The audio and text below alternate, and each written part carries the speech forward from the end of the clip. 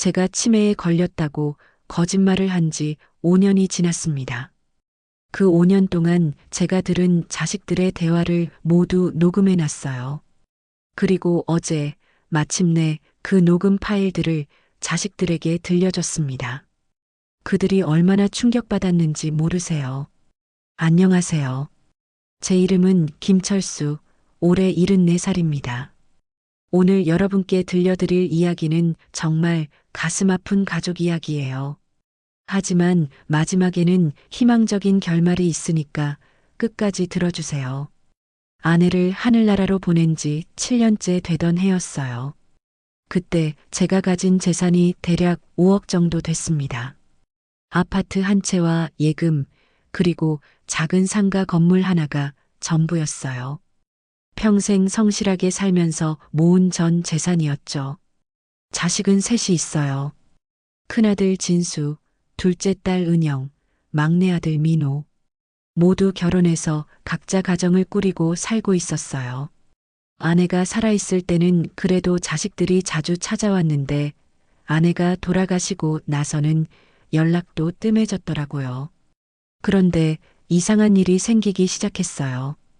제가 혼자 살게 되고 나서부터 자식들이 갑자기 제 재산에 관심을 보이기 시작한 거예요. 처음에는 아버지 걱정해서 그러는 줄 알았죠. 큰아들 진수가 먼저 시작했어요. 아버지 혼자 사시기 힘드시죠? 요양원이나 실버타운도 좋은 데가 많다더라. 이런 말들을 하기 시작했거든요. 그러면서 슬쩍 집 처분 얘기도 꺼내더라고요. 둘째 은영이도 마찬가지였어요. 아버지 재산 관리를 자기가 해드리겠다면서 통장이나 인감도장을 맡겨달라고 하더라고요. 나이 드시면 깜빡하시는 일이 많으니까 자식들이 관리하는 게 낫다면서요. 막내 민호는 좀 달랐어요. 직접적으로 말하지는 않았지만 제가 언제까지 혼자 살 건지, 건강은 어떤지 자꾸 물어보더라고요. 그리고 다른 형 누나들하고 뭔 얘기를 했는지도 궁금해하고요. 처음에는 자식들이 아버지를 걱정해서 하는 말인 줄 알았어요. 하지만 점점 이상해지더라고요. 셋이 번갈아 가면서 찾아와서는 비슷한 얘기를 반복하는 거예요. 마치 짜고 치는 듯한 느낌이었어요. 그러던 어느 날 정말 충격적인 일이 있었어요. 제가 화장실에 갔다가 우연히 듣게 된 건데 은영이와 진수가 거실에서 대화를 하고 있었거든요. 은영이가 그러더라고요. 아버지가 언제까지 혼자 사실지 모르겠다. 빨리 요양원에 모시는 게 나을 것 같다고요. 그러면서 집도 팔고 재산 정리를 해야 한다고 하더라고요. 진수는 더 심했어요. 아버지가 치매라도 걸리면 좋겠다. 그러면 후견인 신청해서 재산을 합법적으로 관리할 수 있다고 하는 거예요. 그 말을 들었을 때 정말 가슴이 무너지는 줄 알았어요. 제 자식들이 제가 치매에 걸리기를 바라다니요. 그것도 제 재산 때문에 말이에요. 그 순간 너무 충격받아서 화장실에서 한참을 울었어요. 하지만 거기서 끝이 아니었어요. 며칠 후에는 민호까지 와서 비슷한 얘기를 하더라고요. 형 누나들하고 상의를 해봤는데 아버지 혼자 사시는 게 위험할 것 같다고요. 그리고 재산도 미리 정리하는 게 좋겠다고 하더라고요. 그때 깨달았어요. 제 세 자식이 모두 제 재산만 노리고 있다는 걸요. 저라는 사람은 안중에도 없고 그냥 재산을 물려줄 수단으로만 보고 있었던 거예요. 너무 속상하고 화가 났지만 어떻게 해야 할지 막막했어요. 자식들한테 직접 따져봐야 하나 아니면 그냥 모른 척하고 살아야 하나. 정말 고민이 많았어요. 그러다가 문득 생각이 든 게 제가 정말 치매에 걸린 척 해보면 어떨까 하는 거였어요. 자식들이 그렇게 치매 걸리기를 바라니까 한번 연기를 해보자 싶었거든요. 그래서 자식들의 진짜 모습을 확인해 보고 싶었어요. 그때부터 저는 조금씩 치매 연기를 시작했어요. 처음에는 가벼운 건망증부터 시작해서 점점 심하게 만들어갔어요. 같은 말을 반복한다든지 자식들 이름을 헷갈린다든지 이런 식으로요. 그리고 중요한 건 자식들과의 모든 대화를 녹음하기 시작했다는 거예요. 휴대폰에 녹음 기능이 있다는 걸 알게 돼서 자식들이 올 때마다 몰래 녹음을 했어요. 처음에는 자식들이 걱정하는 척 했어요. 아버지 상태가 안 좋아지는 것 같다. 병원에 가보자. 이런 말들을 하더라고요. 하지만 제가 치매 증상을 더 심하게 보이기 시작하자 본색을 드러내기 시작했어요. 큰아들 진수가 먼저 변했어요. 제가 앞에 있는데도 아무렇지 않게 재산 얘기를 하기 시작했거든요.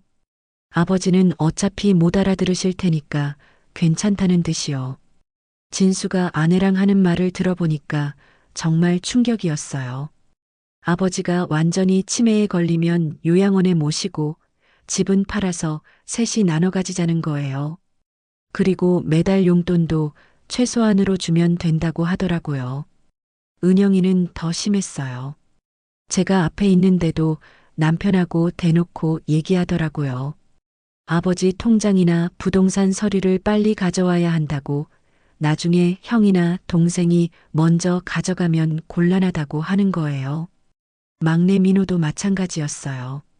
아내하고 통화하는 걸 들어보니까 형 누나들이 아버지 재산을 독차지하려고 한다면서 자기도 빨리 움직여야 한다고 하더라고요. 정말 가슴이 찢어지는 것 같았어요. 제가 평생 사랑으로 키운 자식들이 이럴 수가 있나 싶어서요. 하지만 저는 계속 치매 연기를 이어갔어요. 자식들의 진짜 모습을 더 보고 싶었거든요. 시간이 지날수록 자식들은 더욱 노골적으로 변했어요. 제 앞에서 대놓고 재산 분할 얘기를 하기 시작했거든요. 어차피 아버지는 못 알아들으시니까 상관없다는 식으로요. 진수는 자기가 큰아들이니까 집을 가져야 한다고 주장했어요. 그리고 나머지 재산을 은영이와 민호가 나눠 가지라고 하더라고요. 하지만 은영이와 민호는 그게 불공평하다며 반대했어요. 그렇게 제 앞에서 매일같이 재산 다툼을 벌이더라고요. 저는 그저 멍하니 앉아서 그 모습을 지켜볼 뿐이었어요. 가슴이 너무 아팠지만 끝까지 지켜보고 싶었거든요. 그러던 중에 정말 놀라운 일이 있었어요. 어느 날 막내 민호가 혼자 찾아와서는 갑자기 제 손을 잡고 우는 거예요. 그러면서 아버지 죄송하다고, 자기가 잘못 생각했다고 하더라고요. 민호가 그러더라고요. 형이랑 누나가 아버지 재산만 생각하는 걸 보니까 너무 부끄럽다고요. 자기도 처음에는 똑같이 생각했는데 아버지를 가까이서 돌보다 보니까 마음이 바뀌었다고 하더라고요.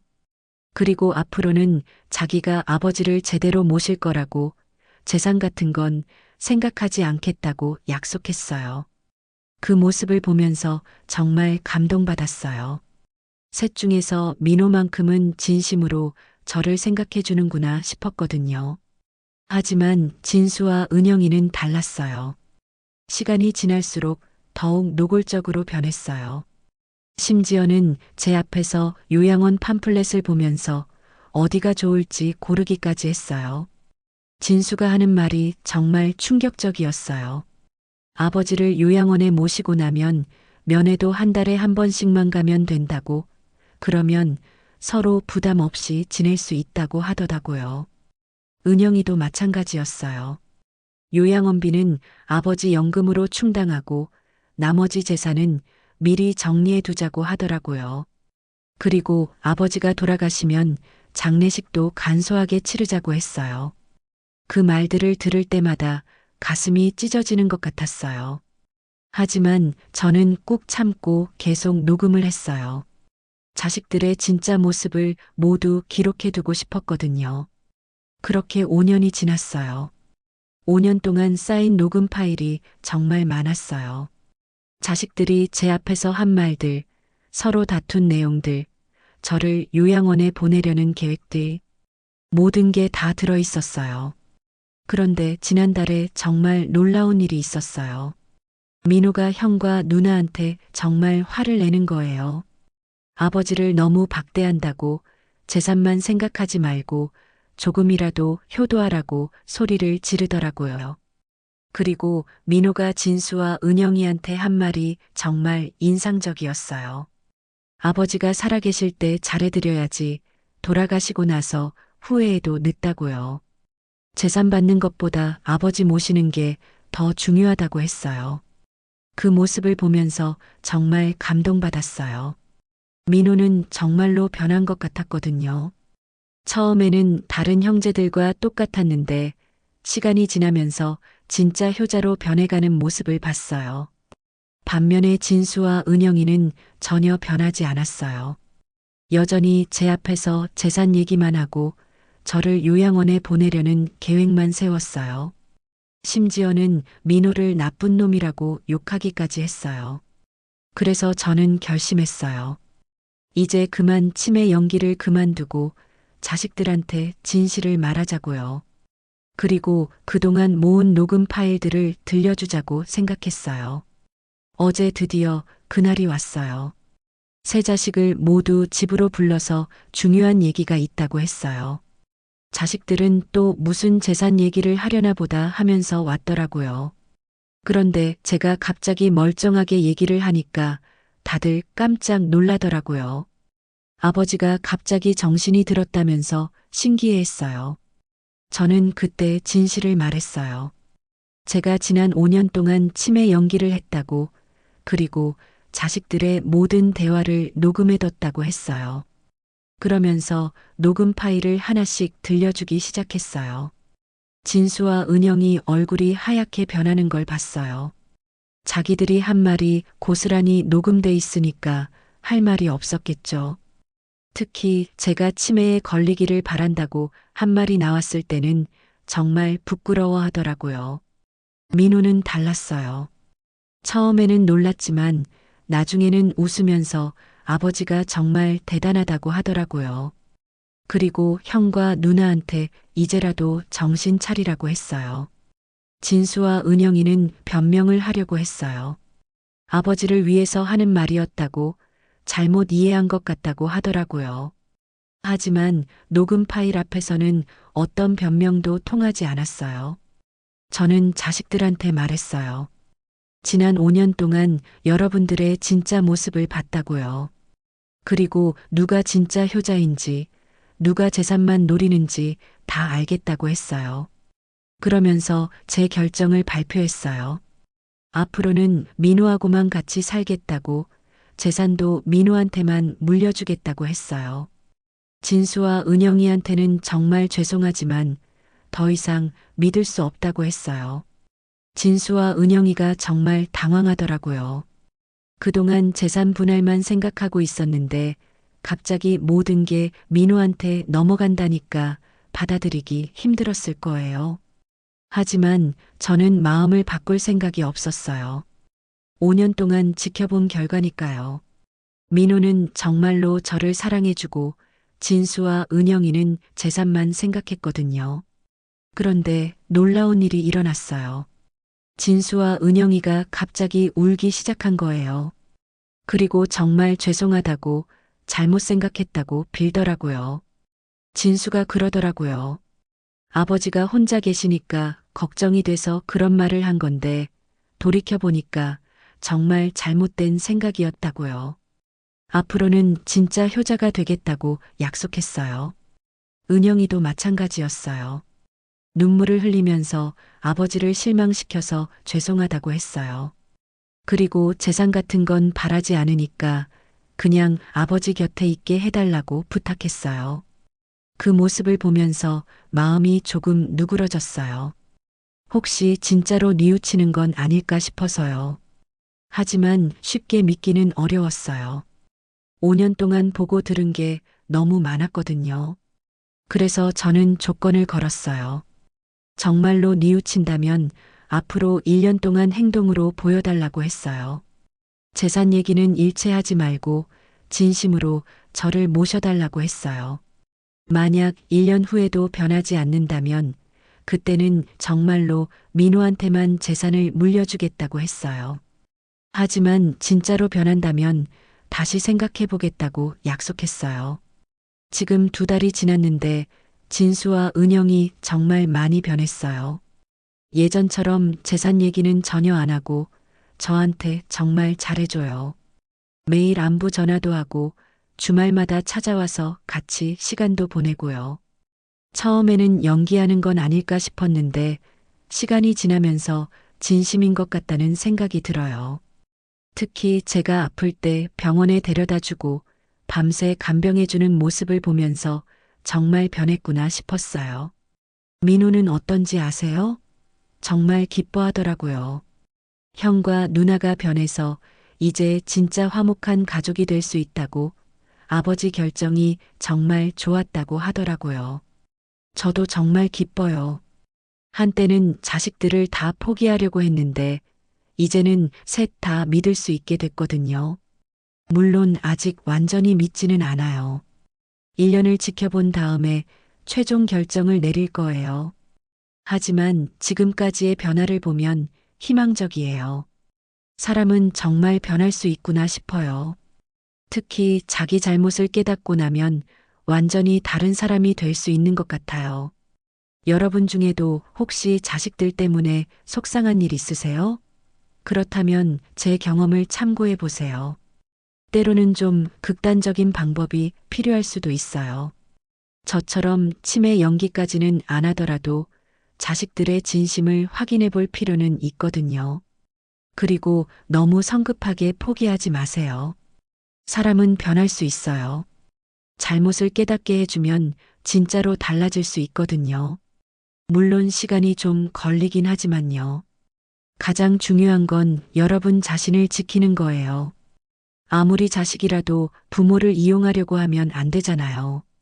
그럴 때는 단호하게 대처하셔야 해요. 저는 5년 동안 치매 연기를 하면서 정말 많은 걸 배웠어요. 사람의 진심을 보는 방법, 가족의 진짜 의미, 그리고 부모로서 해야 할 일들을 깨달았어요. 지금은 세 자식 모두 정말 효자 효녀가 됐어요. 물론 아직 1년을 다 채우지는 않았지만 지금까지의 변화를 보면 정말 만족해요. 무엇보다 가족이 다시 화목해진 게 가장 기뻐요. 여러분도 가족 문제로 고민이 있으시다면 너무 혼자 끙끙 앓지 마세요. 때로는 좀 극단적인 방법이라도 써서 문제를 해결해야 할 때가 있어요. 저처럼 말이에요. 그리고 자식들을 너무 쉽게 포기하지 마세요. 분명히 변할 수 있는 기회가 있을 거예요. 다만 그 기회를 만들어주는 건 부모인 여러분의 몫이에요. 마지막으로 한 가지만 더 말씀드릴게요. 재산이 가족을 갈라놓을 수도 있지만 제대로만 사용하면 가족을 더 단합시킬 수도 있어요. 중요한 건 어떻게 사용하느냐예요. 저는 이제 정말 행복해요. 세 자식이 모두 저를 진심으로 사랑해주고 서로도 사이좋게 지내니까 더 바랄 게 없어요. 비록 5년이라는 긴 시간이 걸렸지만 그만한 가치가 있었다고 생각해요. 여러분의 가정도 저희 가족처럼 다시 화목해지기를 진심으로 바라요. 그리고 이런 극단적인 방법을 쓰지 않아도 될 만큼 서로 사랑하는 가족이 되셨으면 좋겠어요. 오늘 제 이야기가 여러분께 조금이나마 도움이 되었기를 바라요. 가족이라는 건 정말 소중한 거잖아요. 그 소중함을 잊지 마시고 항상 서로 사랑하며 지내시기 바라요. 이런 가슴 따뜻한 가족 이야기가 많은 분들께 위로와 희망이 되었으면 좋겠습니다. 오늘 이야기가 여러분 마음에 와 닿으셨다면 좋아요 버튼을 눌러주시고 더 많은 감동적인 이야기를 듣고 싶으시다면 구독 버튼도 눌러주세요. 여러분 한 분 한 분의 관심이 더 많은 어르신들에게 따뜻한 희망을 전해드릴 수 있는 힘이 됩니다. 감사합니다.